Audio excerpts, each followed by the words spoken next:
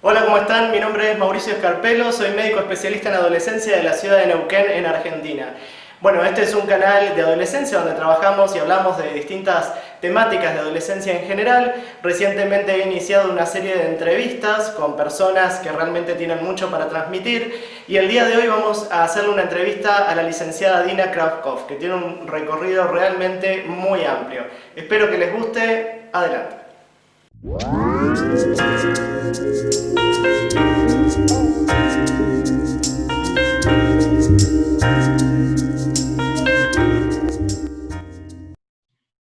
Hola, ¿cómo están todos? Bueno, realmente es un orgullo, un placer hacer esta entrevista. Era algo que también venía esperando desde hacía algún tiempo. Y bueno, en esto de que uno va planificando de a poco, quiere ir compartiendo experiencias realmente de personas que tienen trayectoria, que tienen muchas cosas para transmitirnos, cosas para que podamos nosotros aprender. Bueno, realmente la experiencia hoy por hoy vale mucho, estamos en una era, vieron, donde hay muchísima información por muchos lados, pero bueno, esa información hay que saber ordenarla, hay que saber capitalizarla, y personas con experiencia nos pueden ayudar muchas veces a ordenar esta información, a saber hacia dónde ir, qué rumbos por ahí poder ir tomando. Así que bueno, la presento a la licenciada Dina Krauskopf. Ella tiene un currículum enorme, pero dentro de algunas de las cosas que he conseguido, que tengo, ella es profesora emérita de la Universidad de Costa Rica, fue directora del Instituto de Investigaciones Sociales de la Facultad de Ciencias Sociales de la Universidad de Costa Rica, profesora invitada de posgrado de temáticas de adolescencia y juventud en diversos países de Latinoamérica, miembro fundadora y coordinadora del grupo de trabajo de investigadores de juventud de Claxo, que es del Consejo Latinoamericano de Ciencias Sociales, vicepresidenta para América Latina de un capítulo de juventud en la Asociación Internacional de Sociología, consultora de OMS, OPF, UNFA, UNICEF. Bueno, realmente enorme el currículum de Dina y bueno, muy contento que realmente que esté acá con nosotros. Así que bueno, ¿cómo está? Dina, en Costa Rica estás, ¿no es cierto? Sí, sí, sí. Bueno, ¿Hace muchas calor por gracias ahí? por esta.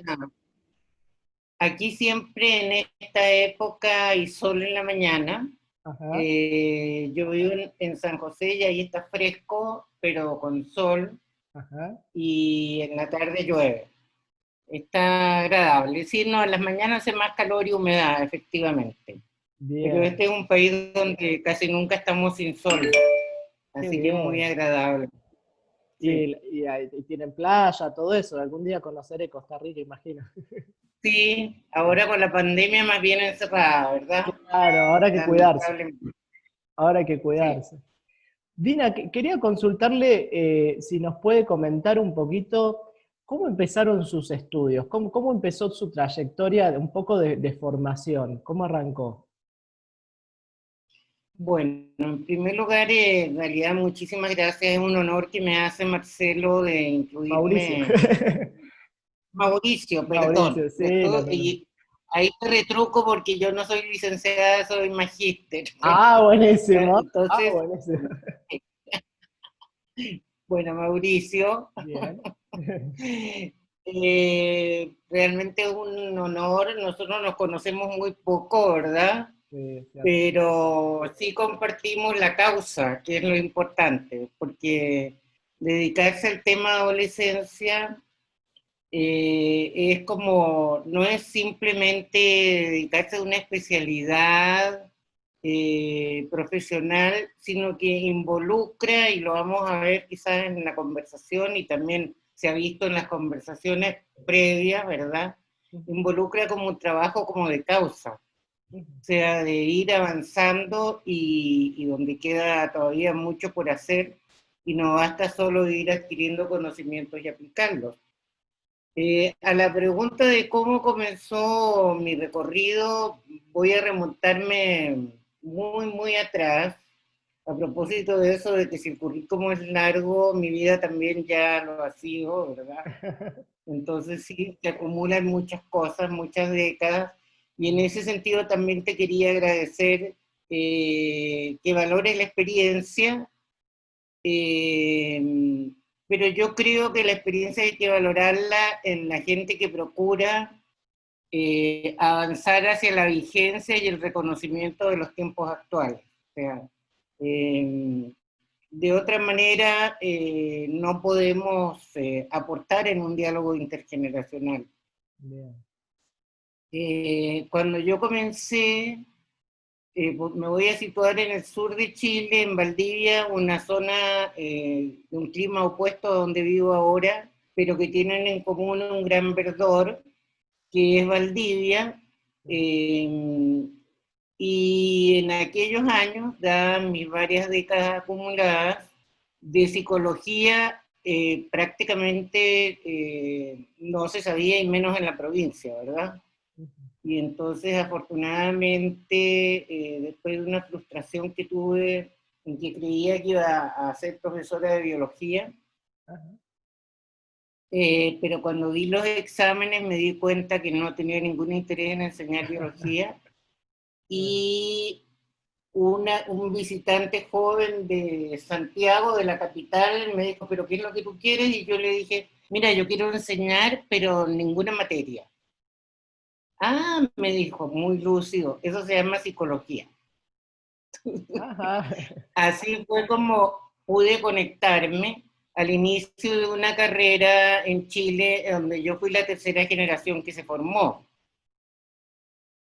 Entonces también fuimos construyendo, y ahí, dada esa situación, tuve un profesor que se llamaba del niño y el adolescente, que era un señor que no tenía la menor idea de psicología, Ajá.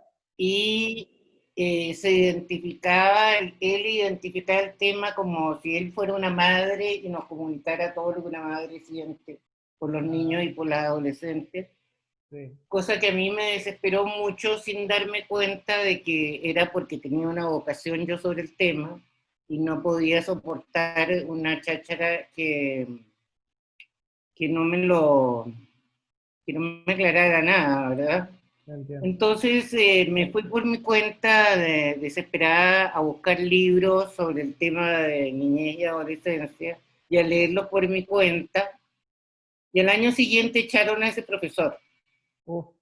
Los alumnos fueron más decididos que nosotros. En ese tiempo se estilaba echar a los profesores. Ajá.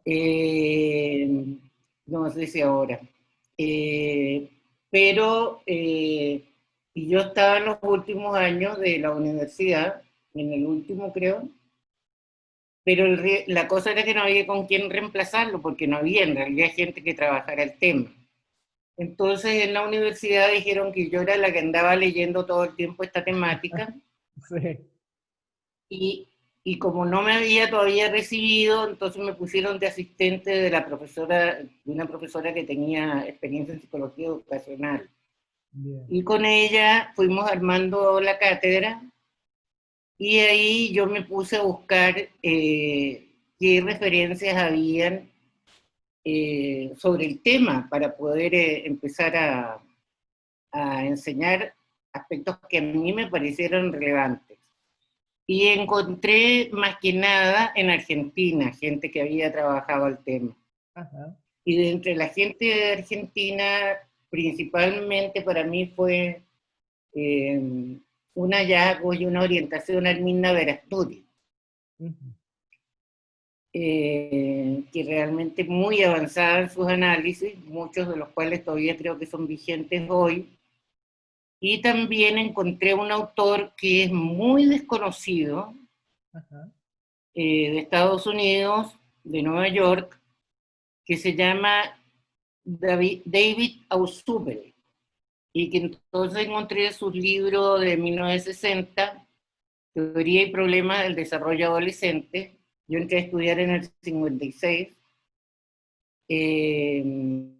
y ese hombre realmente es un compendio de sabiduría y teorías interesantísimas, que recomiendo desenterrarlo, y que tiene 3 libros, que no voy a mencionar los demás títulos. Pero para... Entonces, fue como, digamos, una construcción que me permitió darme cuenta que además, como en ese tiempo, no sé si ahora también, a uno los estudiantes lo evalúan, y la clase que mejor me evaluaban era de adolescencia. Ajá. Eh, Eso fue un feedback que yo dije, bueno, parece que ahí yo es donde estoy poniendo como más de mi parte. Me dediqué a buscar también pioneros en adolescencia en Chile en ese tiempo, ¿verdad? Había una señora, Paula Peláez, que fue, yo diría, la pionera del tema, una médica, Boy Scout, muy original, y ella incluso me colaboró en clases y después conseguí que los servicios de salud. Entonces empecé a enseñar en forma investigativa, Ajá. porque como no había tanto conocimiento, entonces Había que encontrarlo, digamos. había que encontrarlo y Claro, sistematizarlo. Y exactamente. entonces iban los estudiantes a servicios de salud y hacían, inventábamos guías y hacían investigación y después analizábamos los resultados. La verdad que ese es un método de avance en el conocimiento que he usado al final toda la vida enseñando, Bien. y ya digamos en mis últimas décadas de enseñanza, más bien lo que hacía era pedirle pequeños proyectos de investigación a los estudiantes, pero que tuvieran contacto con adolescentes, Ujú. muy modestos, pero imprescindible un contacto directo, de manera que fueran aprendiendo a construir el conocimiento, porque yo creo que en el campo de la adolescencia el conocimiento se tiene que ir construyendo permanentemente. Bien. Y en esta trayectoria, ¿no? Usted también fue como trabajando en consultorio, en algún espacio, digamos, distinto, además de la universidad, ¿no es cierto? Y cómo Sí, se es fue que dando esto? sí, dentro de la universidad, yo entré primero a la clínica psiquiátrica universitaria, Ujú, que era una clínica muy prestigiada donde estaban los mejores psiquiatras y donde todavía no había psicólogos tampoco. ujú, Entonces, la primera psicóloga fue, que yo soy de esos tiempos, ¿verdad? La primera psicóloga tenía un puesto administrativo porque no tenían todavía la categoría. Yo ajá, fui la primera que entró con la categoría, ¿verdad? ujú, Y ahí tuve una formación clínica muy buena, general, pero no tanto en torno al tema adolescente. De ahí surgió un psiquiatra rebelde, el doctor Juan Marconi, de la misma clínica, rebelde porque él quería incorporar la comunidad ajá, y entonces se salió de la clínica y armó dentro de la Facultad de Medicina Norte, de otra Facultad de Medicina, armó el Instituto de Investigaciones en Salud Mental. Y él me pidió que me fuera con él y yo al final me fui con él también. Y ahí empezamos a trabajar en comunidad y ahí armamos una unidad de adolescencia. eso era Eh, inserto en un espacio como si fuese un vecindario, digamos, como en el medio de algún... Nosotros trabajábamos dentro de la universidad, pero Ajá, las actividades de salud las hacíamos dentro de las comunidades. claro, iban a buscar, digamos, de alguna manera Sí, a los adolescentes. sí. Bien, Y también hacíamos la enseñanza de la medicina dentro de la comunidad. O dentro de la sea, comunidad. conseguíamos iglesias, centros comunitarios. Y en, Entonces yo partí como de esa parte. y en esta construcción que se fue dando, en este aprendizaje, seguramente habrá transitado por distintos espacios y distintos equipos o distintos, digamos, interrelaciones con distintos profesionales. ¿Cómo se fue dando eso? Se consolidaban los equipos? ¿No? ¿Habían dificultades? ¿Se podían reunir? ¿Cómo se organizaban en esos Y que momentos? yo realmente, si lo pensamos bien, curiosamente por tu pregunta, Sí, en mi clínica personal yo sí trabajaba con niños y con adolescentes, sí. pero trabajar en un equipo clínico de adolescencia solamente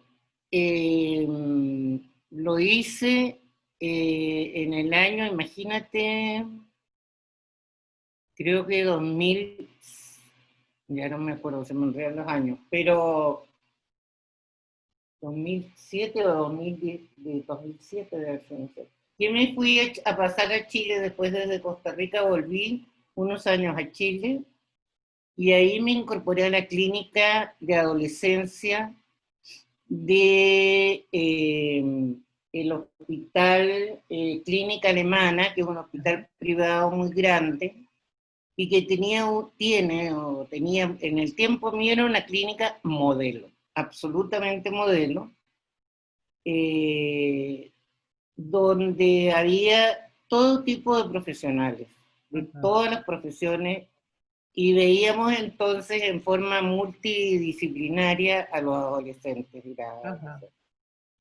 Ahí llegué a trabajar en esa forma, pero anteriormente más bien mi formación fue como una vez alguien me calificó como de bisagra, como en distintas áreas me fui poniendo, por ejemplo,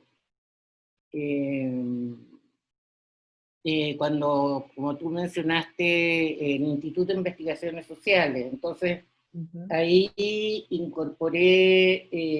aprendí a incorporar el aspecto social más sistemáticamente, el aspecto de políticas más sistemáticamente, y todo ese recorrido entonces, y yo también me mantenía con consultoría y asesoría a OPS y a otras entidades internacionales, y también iba aprendiendo lo que me pedían, y de lo que me pedían que perfeccionara.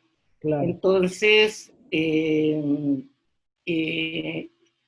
que, digamos, como mi recorrido fue avanzando en un periodo en que todavía no existían esas estructuras de las que tú preguntas. Claro. Que hoy, entonces, digamos, se tiende sí, más siempre al trabajo un poco más como en equipo, interdisciplinario, más conjunto. Exacto. ¿No? Un trabajo más colaborativo, entonces, digamos. Exacto. Y yo mi trabajo más colaborativo diría que fue más en el área social de juventud, de investigación en juventud, pero también en mi actividad de docente aprovechaba de investigar en adolescencia, como te digo, a través de los propios estudiantes, y también, o sea, me fui muy ligada a la investigación, aprendiendo, y incluso me planteé, cuando llegué a Costa Rica, lo tomé como un momento en que yo me iba a definir, y yo definí a todo el mundo que me preguntara que yo me ocupaba de adolescencia. Entonces, de esa manera voy a trabajar solamente en esa área, y entonces solo de ahí para adelante solo he tomado tesis en adolescencia. Todo lo que he hecho ha sido... ¿Y el gusto por adolescencia siempre lo llevó, digamos, o hubo algún momento en el que no sé, les pasaron otras cosas, o algún otro área o de interés, o siempre Sí, en general? hubo un momento, ocurre que en mi práctica clínica yo, como todos los psicólogos y las psicólogas, hacíamos diagnósticos. Ajá. Y la prueba de Rorschach era una prueba que a mí me apasionaba mucho. Y lo que tiene en común con la adolescencia es que es totalmente ambigua, ¿verdad? O sea, es una prueba que hay que sacarle petróleo de la ambigüedad, no Ajá. de algo totalmente definido, ni métrico, ni nada por el estilo.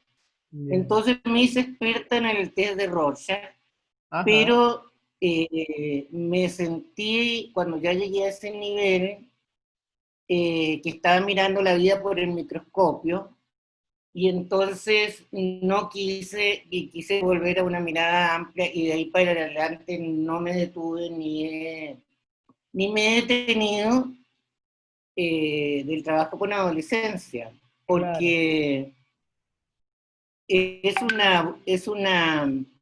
Si es una vocación, la causa de la adolescencia es una vocación que hace mucho bien, porque te obliga, por eso te decía, a mantenerte vigente, te obliga a correr detrás de los adolescentes para poder entenderlos.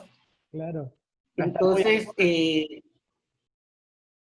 eso es muy atractivo para mí.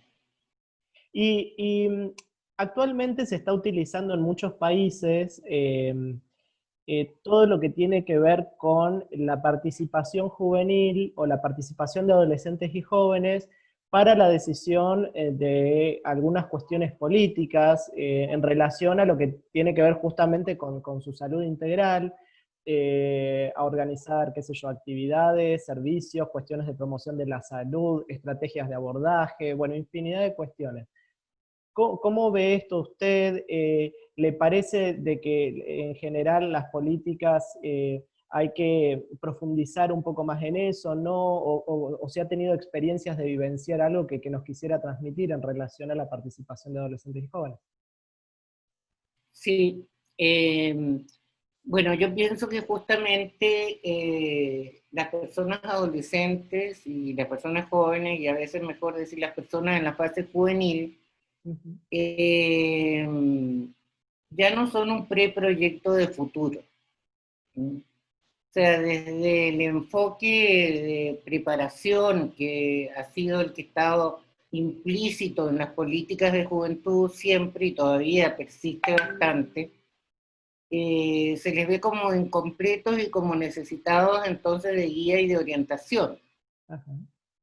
¿verdad? Pero los tiempos han ido cambiando y en estos momentos las personas adolescentes y jóvenes poseen saberes que las generaciones mayores no desconocían, Ujú. incluso. Entonces, cuando pensamos en participación juvenil,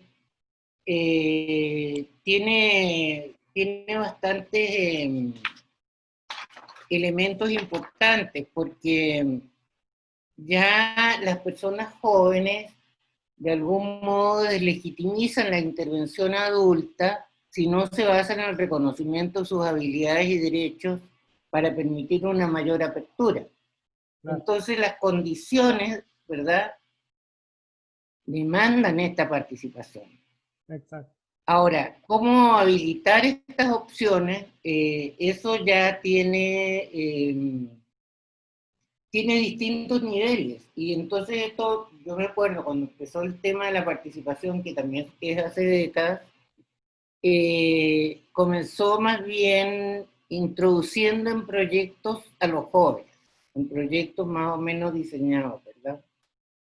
Eh, y el problema es abrir espacios donde los jóvenes sean corresponsables con los adultos de los resultados de lo que se da en esos espacios. Interesante Entonces, ese término diseñar eso, perdón, interesante ese término de corresponsabilidad, ¿no? Porque en muchos lugares a veces se toma como la participación juvenil como una cuestión de una voz más, ¿no? Como una voz que cuenta, que dice algo, y es como que después el adulto termina diciendo sí o no, si hace, toma o no, y no quedan realmente involucrados en esta decisión y en el trabajo conjunto sobre lo que, ¿no? Está interesante ese término, me gustó. exactamente.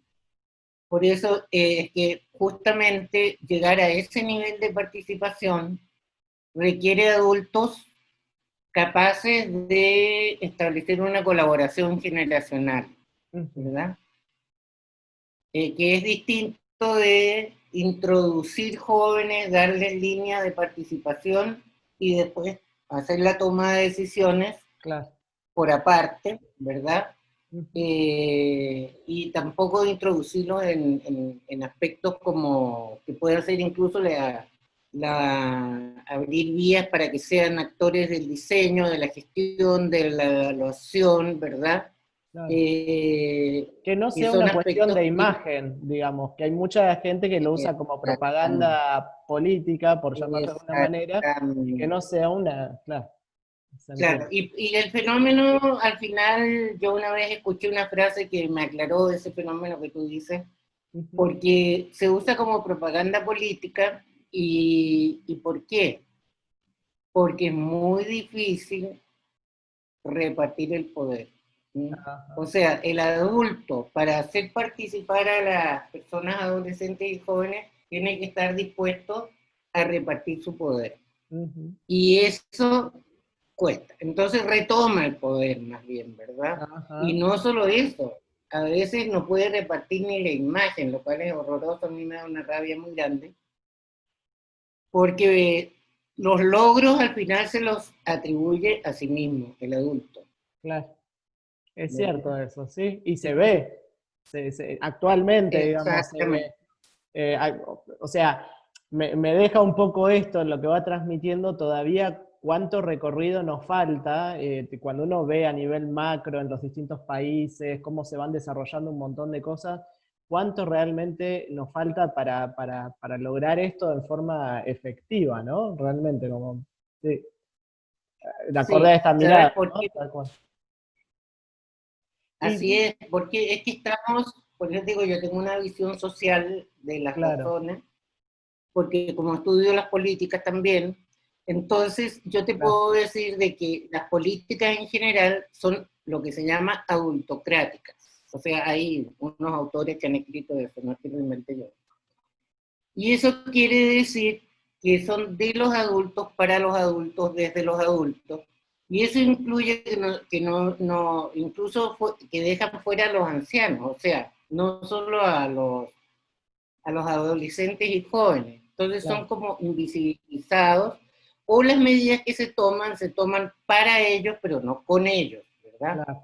Ahora, los cambios de época en este momento, eso lo van a ir modificando necesariamente, Ujú, porque cada vez más las generaciones jóvenes manejan cosas, perspectivas, visión de vida, que incluye los rápidos cambios y donde empiezan a poder hacer propuestas que están más al tiempo que las propuestas que van a ir haciendo solo claro, los adultos. claro. Más Entonces es actuales, necesario digamos. compartir, ¿sabes? Exacto. No O sea, solo la se responsabilidad. gana tiempo, digamos, ¿no? Porque si no, hasta que el adulto, digamos, llega a la conclusión de por ahí, ya los chicos por ahí pueden transmitir mucho más velozmente las acciones, ¿no? Y en Exacto. relación un poco a todas estas cuestiones de la mirada adulta también, si nos enfocamos ahora en cuestiones, por ejemplo, más como de la crianza, ¿no? Eh, ¿Cómo ve el rol adulto en aspectos de la crianza en esta época, hoy? Por ahí lo puede comparar quizás con cómo era la crianza hace años anteriores, el rol adulto, ¿no? Ujú. ¿Cómo lo ve? Sí, yo misma participé en una investigación muy grande que cuando estuve ahora en Chile, eh, que analizamos en todo el país las transformaciones socioculturales de los jóvenes chilenos. Ajá, Y justamente yo me interesé en la cualitativa, yo me interesé en las relaciones intergeneracionales, justamente. ujú, Eh, y esto que te decía que, o sea, Margaret Mead hace un análisis premonitorio, digamos, en 1974, donde dice de que en realidad hay que reconocer que hay tres etapas en las relaciones intergeneracionales. Una primera, que es la tradicional, donde el pasado de los abuelos es el presente de los nietos. ¿Mm? ajá, Ahora, si pensamos tremendo, eso, sí, ahora ni siquiera el pasado de los padres es el presente de los hijos, cierto, ¿verdad? sí, Entonces, este enfoque tradicional que todavía domina, donde el adulto es el que sabe y el otro es el que no sabe, es cada vez más desubicado, ¿verdad? sí, Lo cual no quiere decir, como tú decías, que la experiencia es importante,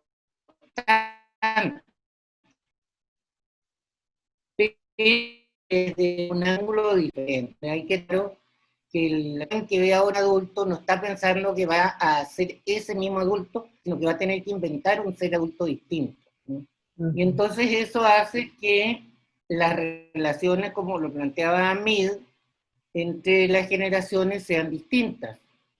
Que digamos estaríamos en una etapa de las que planteaba Mead, que planteaba tres, que sería la segunda, donde los adultos aprenden de los jóvenes y los jóvenes aprenden de los adultos.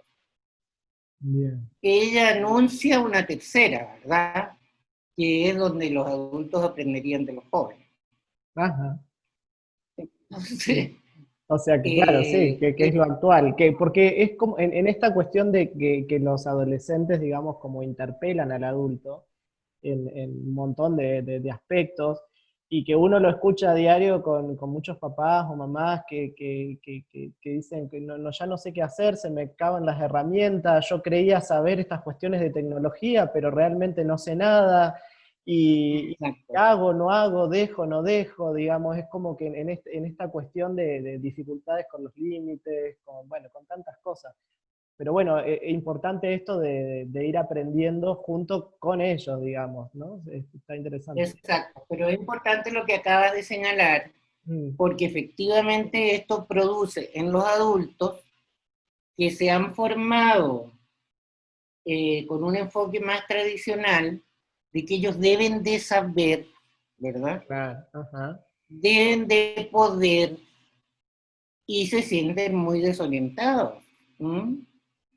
Entonces, una parte del trabajo que hay que hacer es justamente trabajar con los adultos en términos de, no como antes que se culpabilizaba a los padres de todo lo que hacían mal con los hijos, ¿verdad? ujú, Sino compartir con ellos, igual como se comparte con los hijos, las incertidumbres de la época actual, lo difícil claro, que es encontrar una forma, pero claro, sí hay ciertas metas que si se proponen cumplir, que son otras metas más abiertas, se va a lograr una buena relación. Y eso en la investigación que yo hice, que te decía de las relaciones intergeneracionales, que digamos, digamos lo que yo extraje de la investigación que hizo un gran colectivo de universidades en realidad, ujú, era justamente que entonces las personas jóvenes la podíamos dividir, según lo que yo observé, en tres tipos de reacciones hacia sus figuras parentales o adultas. La primera era el tratar de cumplir con lo que los padres esperaban, ¿no? ajá. Que les produce una gran angustia porque muchas cosas no las pueden cumplir. La segunda era Perdón, oponerse.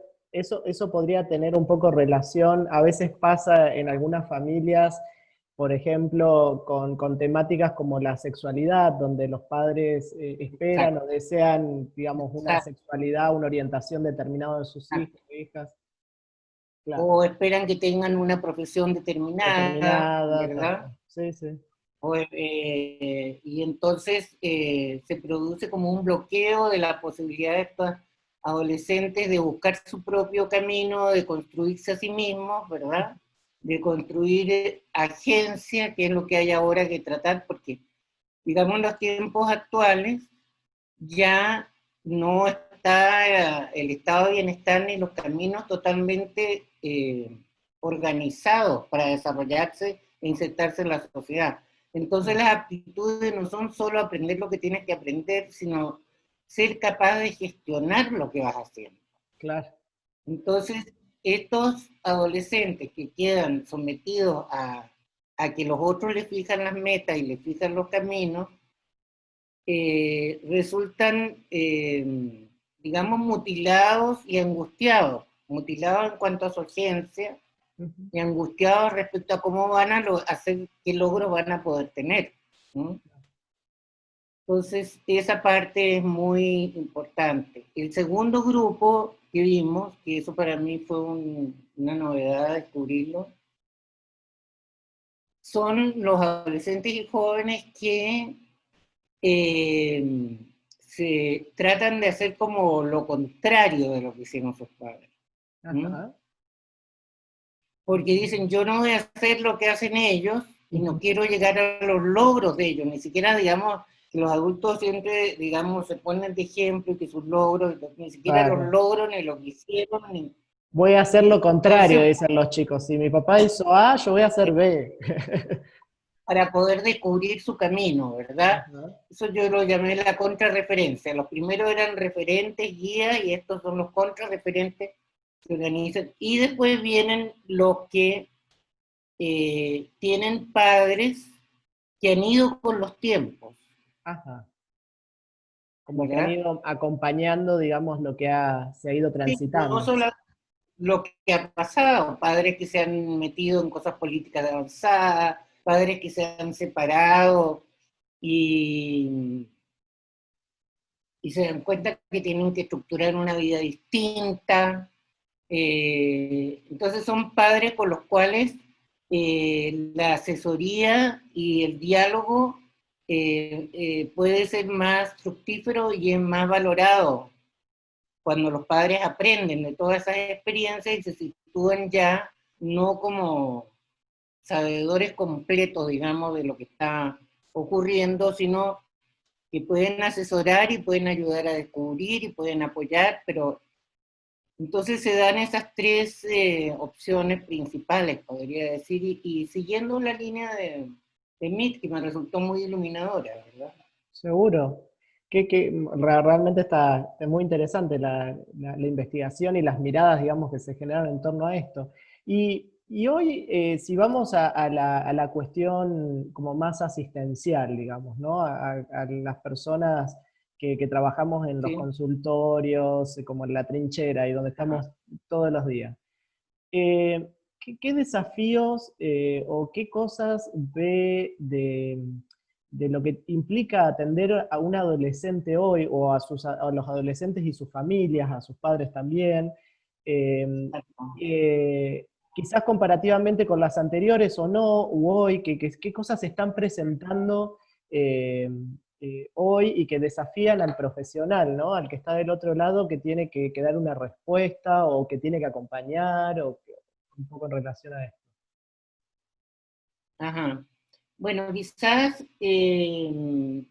lo primero sería plantearnos un poco quién es la persona adolescente. O sea, que cuando recibimos una persona adolescente, no solo le pongamos el título, sino que pensemos qué procesos trae esa persona, ¿no? Bien. Ujú. Trae el proceso, o sea, lo que siempre se ha dicho lo que pasa en la adolescencia es que tiene que elaborar la identidad, ¿verdad? Y que la gran pregunta es quién soy. Ujú. Pero quién soy en los momentos actuales es bastante más complicado, ¿no? Claro. Por un lado, tienen que no solo resolver el problema de identidad, pero las identidades ahora pueden ser muy elásticas y muy diversas y con mucho más opciones. Y por otro lado, eso trae sufrimientos, o Ujú. todo esto otro que hemos hablado antes, ¿verdad? De Seguro. cómo encajar en estos cambios y con esta gente.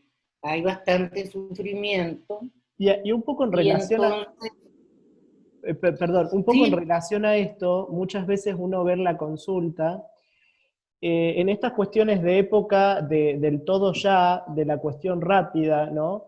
A veces uno ve hasta más en los padres o en las madres la cuestión de la resolución de la problemática ya y ahora, ¿no? Por ejemplo, exacto. consumo de drogas o alguna cuestión de esta índole, bueno, los chicos por ahí tienen un trasfondo, una cuestión, digamos, que los llevó a consumir drogas o lo que fuese, y los padres vienen como, resolveme hoy esto, ¿no? Exacto, Quizás sin haber escuchado incluso a veces tanto a sus hijos o con algún diálogo en relación. exacto.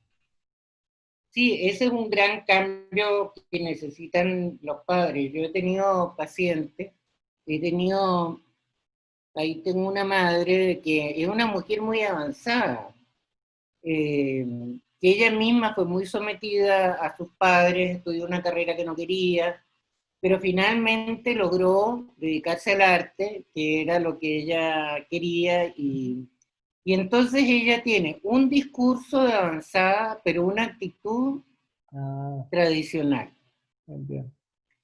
La hija es mi paciente, ¿verdad? Claro, sí, Entonces, sí. la hija absorbió el discurso de avanzada. y se confunde con las claro, actitudes tradicionales.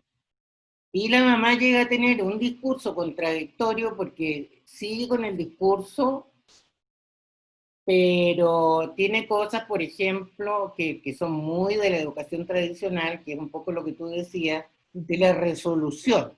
claro, Porque ajá, no, la educación no era no era una educación de apertura de opciones, sino de claro, resolución. Entonces, esta ah, señora, por eso me acordé de ella, si la ajá, hija dice, ay, fíjate que me ofrecieron ser coordinadora de tal cosa en este grupo, pero yo no sé si quiero, porque el trabajo, porque el esto, entonces ella le dice, bueno, mejor no te recargues y no lo hagas, le dice, ¿verdad? Por ajá, suerte está en terapia conmigo.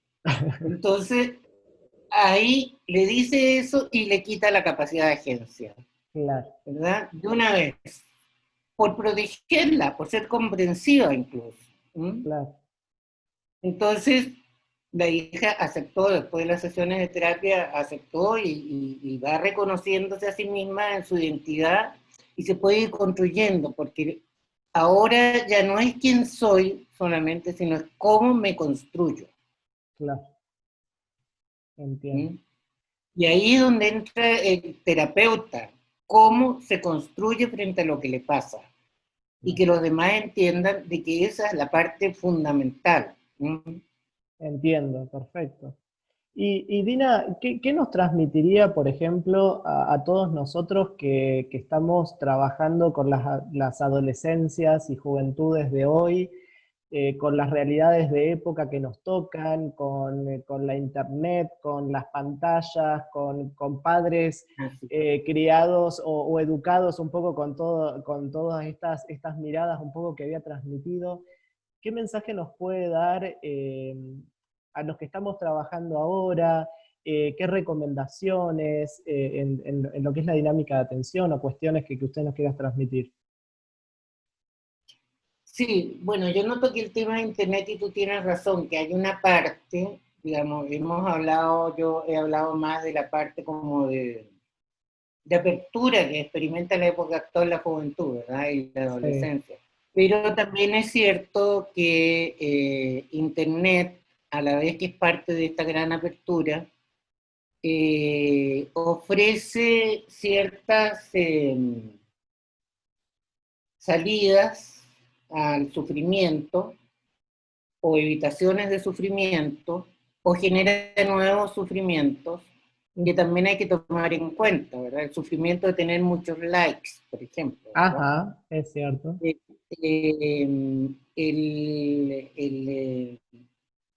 el entrar en esta situación de que no es solo de la adolescencia y la juventud, sino de todos como de que lo que se premia es el logro y no el esfuerzo, que está pasando a ser parte de la cultura actual y que afecta negativamente entonces el desarrollo durante la adolescencia. O sea, quiero dejar esto también planteado porque nos encontramos también con otro tipo de problemas, pero si tomamos conciencia de esos problemas y no solo no censuramos, podemos trabajarlos con las personas Claro. adolescentes, podemos trabajarlos con la familia. Yo me recuerdo un caso de un muchacho que justamente lo único que hacía era estar metido en internet, que me tocó ver en Chile, en la clínica esta, y era un muchacho que se sentía mal ya con todo el mundo, no era capaz ni de ir a comprar pan prácticamente. Y entonces analizamos el efecto que eso tenía y cuánto, digamos, le afectaba a la vida en general, pero sin ninguna censura, y cómo era el medio familiar en relación a ese tipo de instrumentos. Ajá, Entonces todo el medio familiar se modificó, ¿verdad? Y en la noche recogían los celulares de toda la familia, no solo de él, ¿no? claro. O sea que se ha ido Y como... Sí, sí, la escucho.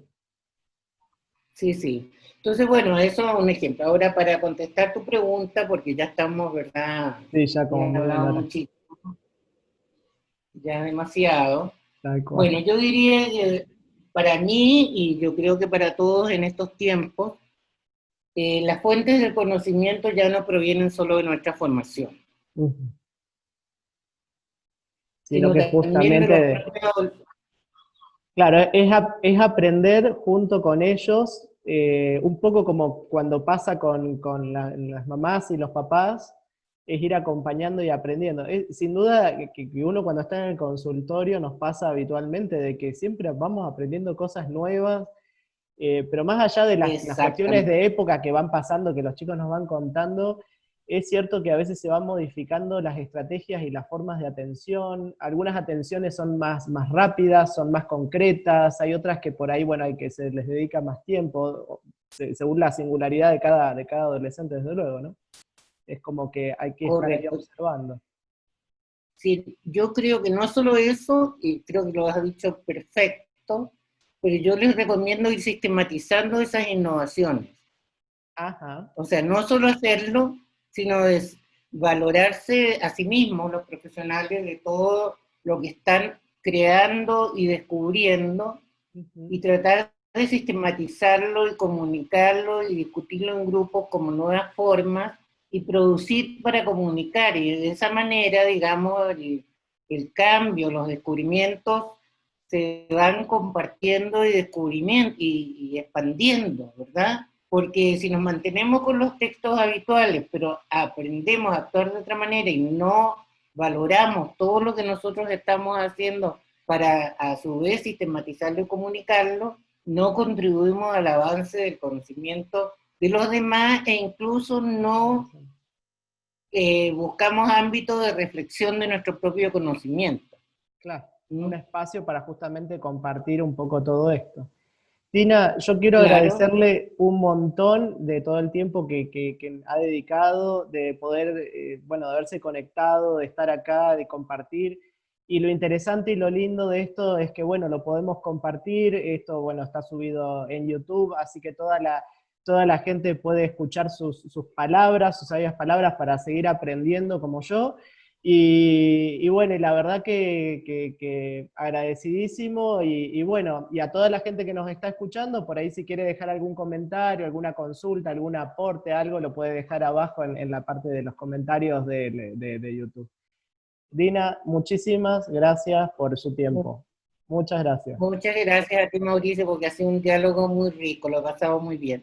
Bueno, muchas Cariños a gracias. todos. Bueno, Chao. chao, adiós.